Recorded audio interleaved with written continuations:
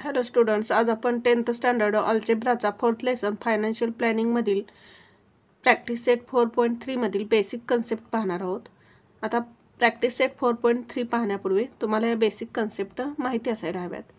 पहा, basic concept आपण समजून घेऊ. पहा, प्रथम आपण शेअर म्हणजे काय हे समजून घेऊ.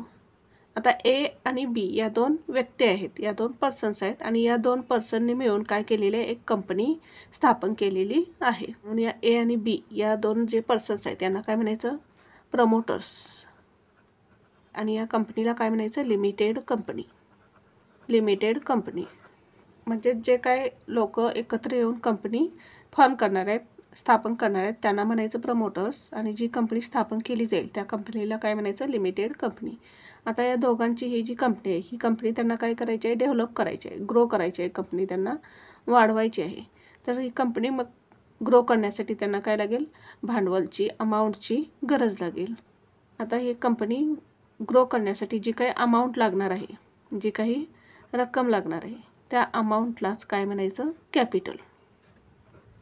कंपनी स्थापन करण्यासाठी किंवा ग्रो करण्यासाठी जी अमाऊंट लागणार आहे त्याला काय म्हणायचं, कॅपिटल. आता या कंपनीला ग्रो करण्यासाठी, डेव्हलप करण्यासाठी ₹10 लाख एवढ्या अमाऊंटची म्हणजेच एवढ्या कॅपिटलची गरज लागणार आहे. ते काय करतील, हे स्मॉल पार्ट्समध्ये डिव्हाइड करतील. आता हे कॅपिटल काय केलं होतं, ₹1, ₹2, ₹1, ₹2, ₹5, ₹10, ₹100 या फॉर्ममध्ये काय केलं जातं, डिव्हाइड केलं जातं. जर हे कॅपिटल डिव्हाइड केलं, स्मॉल पार्ट्समध्ये डिव्हाइड केलं, असे ह्याचे काय केले, स्मॉल पार्ट्स केले. आणि एका पार्टची प्राईस यांनी किती ठेवली, ₹10. एका पार्टची प्राईस ₹10 ठेवली. आता हे जे कॅपिटल काय केलेलं आहे, स्मॉल पार्ट्समध्ये डिव्हाइड केलेलं आहे, यातील प्रत्येक पार्टला काय म्हणायचं, शेअर. हे काय झाले, कंपनीचे शेअर झाले. आता जर या 10 लाखचे ₹10 असे काय केले, डिव्हाइड केलं तर किती पार्ट्स होतील पहा, 1 लाख शेअर्स करावं लागेल आपल्याला. ₹10 लाख डिव्हाइड 10 केलं तर किती होईल, ₹1 लाख होईल. म्हणजेच 1 लाख एवढे शेअर्स काय होतील, कंपनीचे तयार होतील. कंपनीचे 1 लाख शेअर्स काय होतील, तयार होतील.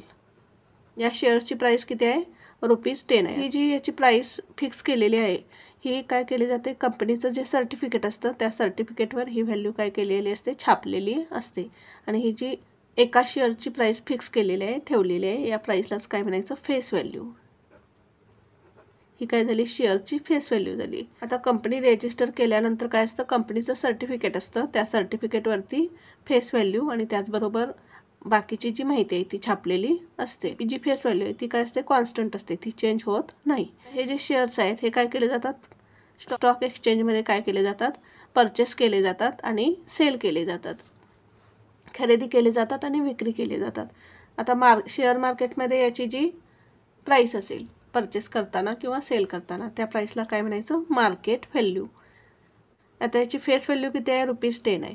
सुरुवातीला मार्केट व्हॅल्यू पण काय असेल, याची ₹10 असेल. मार्केट व्हॅल्यू पण किती असणार आहे, याची ₹10 असणार आहे. पण ज्यावेळेस कंपनी ग्रो होईल त्यावेळेस काय होणार आहे, या कंपनीची मार्केट व्हॅल्यू, शेअर्सची जी मार्केट व्हॅल्यू असणार आहे ती काय होणार आहे, वाढणार आहे. आता समजा मी काय केले, ह्या कंपनीचे शेअर्स परचेस केले. समजा मी कंपनीचे 10 शेअर्स परचेस केले. एक शेअर कितीला आहे, ₹10 आहे. मी काय केले, 5 शेअर्स काय केले, परचेस केले. म्हणजेच मी टोटल किती अमाऊंट इन्व्हेस्ट केली पहा, 10 × 5 ₹50 एवढी अमाऊंट इन्व्हेस्ट केली. आणि ही जी अमाऊंट मी इन्व्हेस्ट करणार, या अमाऊंटलाच काय म्हणायचं, सम इन्व्हेस्टेड. सम इन्व्हेस्टेड म्हणजे सम इन्व्हेस्टेडचा फॉर्म्युला काय मिळेल आपल्याला, market value into number of shares. Sum invested is equals to, ही काय झाली, मार्केट व्हॅल्यू म्हणजेच MV into number of shares. हा काय मिळाला आपल्याला, सम इन्व्हेस्टचा फॉर्म्युला मिळाला. To own shop is proprietorship म्हणजे स्वतःच्या मालकीचं शॉप असणं, त्याच्यामध्ये कोणाचीही भागीदारी नसणे म्हणजेच काय, proprietorship. When 2 or more individuals coming together to carry out a business is a partnership which requires small capital. आता 2 किंवा 2पेक्षा जास्त पर्सन्स एकत्र येऊन बिझनेस करत असतील तर त्याला काय म्हणायचं, पार्टनरशिप. आणि त्याच्यासाठी काय स्मॉल कॅपिटलची गरज असते. To establish company desiring persons come together and form a company. आता कंपनी इस्टॅब्लिश करण्यासाठी जो लोक इच्छुक असतात ते एकत्र येतात आणि काय करतात, कंपनी स्थापन करतात. Persons who form a company are called promoters. आता जे पर्सन्स कंपनी फॉर्म करणार आहेत त्या पर्सन्सना काय म्हणायचं, promoters.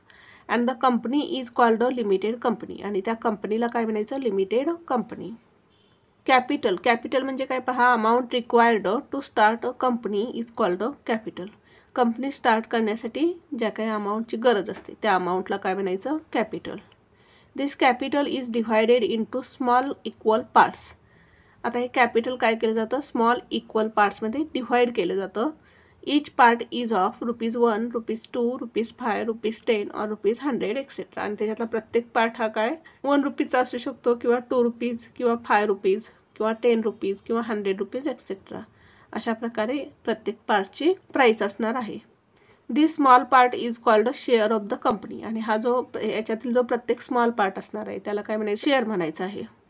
These shares are sold in the share market to raise the capital. आणि हे शेअर्स काय केले जातात, शेअर मार्केटमध्ये सोल्ड केले जातात, विकले जातात, कॅपिटल उभं करण्यासाठी. कंपनीसाठी जे काही कॅपिटल लागणार आहे, भांडवल लागणार आहे ते उभं करण्यासाठी हे शेअर्स काय केले जातात, शेअर मार्केटमध्ये विकले जातात. आता शेअर म्हणजे काय पहा, share is the smallest unit of capital. Share हा काय कॅपिटलचा एक छोटा पार्ट आहे. The value of a share is printed off the company's certificate with other details and it is called a share certificate. आता शेअरची जी काही व्हॅल्यू असेल ती काय केली जाते, कंपनीच्या सर्टिफिकेटवर छापलेली असते आणि त्याच्यावरती काय अदर डिटेल्स पण छापलेले असतात. त्यालाच काय म्हणायचं, शेअर सर्टिफिकेट. शेअर होल्डर, आता शेअर होल्डर म्हणजे काय, a person who owns the share is called a share holder. आता जो पर्सन काय शेअर खरेदी करेल त्यालाच काय म्हणायचं, share holder. The shareholder is a part owner of the company in the proportion of number of shares he or she holds. आता share holder हा काय असणार आहे, पार्ट ओनर असणार आहे कंपनीचा. In the proportion of number of shares, त्याने किती शेअर्स खरेदी केलेले असणार आहेत किंवा त्याने किंवा तिने जितके शेअर्स खरेदी केलेले असणार आहेत तेवढ्या शेअर्सचा तो काय असणार आहे, मालक असणार आहे. स्टॉक एक्सचेंज, स्टॉक एक्सचेंज म्हणजे काय, it is a place where buying and selling of share take place. ज्या ठिकाणी शेअर्स काय केले जातात, खरेदी केले जातात, विक्री केले जातात, त्या प्लेसला काय म्हणायचं, stock exchange. It is also non as share market or stock market, equity market or capital market असं सुद्धा म्हटलं जातं स्टॉक एक्सचेंजला. आता फेस व्हॅल्यू, फेस व्हॅल्यू म्हणजे काय, the value printed on the share certificate is called a face value of the share. Share सर्टिफिकेटवरती शेअरची जी व्हॅल्यू काय केलेली असते, छापलेली असते, त्याला काय म्हणायचं, face value of the share. It is also called nominal value or printed value or पार व्हॅल्यू. त्यालाच काय म्हटलं जातं, नॉमिनल व्हॅल्यू, प्रिंटेड व्हॅल्यू किंवा पार व्हॅल्यू असं सुद्धा म्हटलं जातं. मार्केट व्हॅल्यू, मार्केट व्हॅल्यू म्हणजे काय पहा, the price at which the shares are sold or purchased in the stock market is called a market value of the share. आता शेअर मार्केटमध्ये ज्या किमतीनं, ज्या प्राईसनं शेअर्स काय केले जातात, सोल्ड केले जातात किंवा परचेस केले जातात त्या प्राईसला काय म्हणायचं, market value of the share. In the live share market the market value changes frequently. Share मार्केटमध्ये शेअरची व्हॅल्यू काय होत असते, फ्रिक्वेंटली चेंज होत असते, सेकंदाला काय होत असते, ती चेंज होत असते.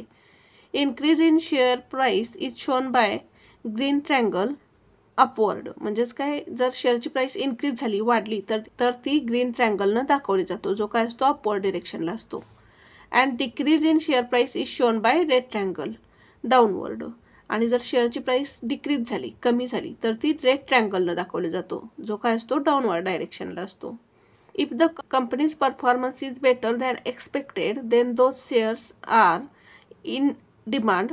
The number of shares are fixed therefore share supply could not be increased hence the share price increases. तुम्ही तर एवढंच लक्षात ठेवायचं की जर कंपनीचा परफॉर्मन्स काय असेल, बेटर असेल, चांगला असेल तर शेअरची प्राईस काय होते, इन्क्रीज होते, वाढते. If the company is not doing well the share price falls. आणि जर कंपनीचा परफॉर्मन्स चांगला नसेल तर शेअरची प्राईस काय होते, कमी होते. डिव्हिडंड, डिव्हिडंड म्हणजे काय, the part of annual profit of a company which is distributed per share among share holders is called a dividend. कंपनीला जो काही ॲन्युअल प्रॉफिट होतो तो कंपनी काय शेअर होल्डर्समध्ये काय करते, डिस्ट्रीब्यूट करते. त्यालाच काय म्हणायचं, dividend. If the company is performing well then the value of the share capital increases, hence the price of the share goes up. जर कंपनीचा परफॉर्मन्स चांगला असेल तर काय होतं, कंपनीच्या कॅपिटलमध्ये काय होते, वाढ होते आणि शेअरची प्राईस त्यामुळं काय होते, वाढते. As a result company gives good dividend, आणि त्यामुळं कंपनी काय करते, चांगला डिव्हिडंड देते शेअर होल्डर्सना. For the share holders dividend income is tax free, आणि शेअर होल्डरसाठी हा जो डिव्हिडंड मिळतो तो काय असतो, टॅक्स फ्री असतो. Comparison of FV and MV. If MV is greater than FV then the share is at premium. जर मार्केट व्हॅल्यू ही फेस व्हॅल्यूपेक्षा ग्रेटर असेल तर शेअर काय असतो, प्रीमियममध्ये असतो.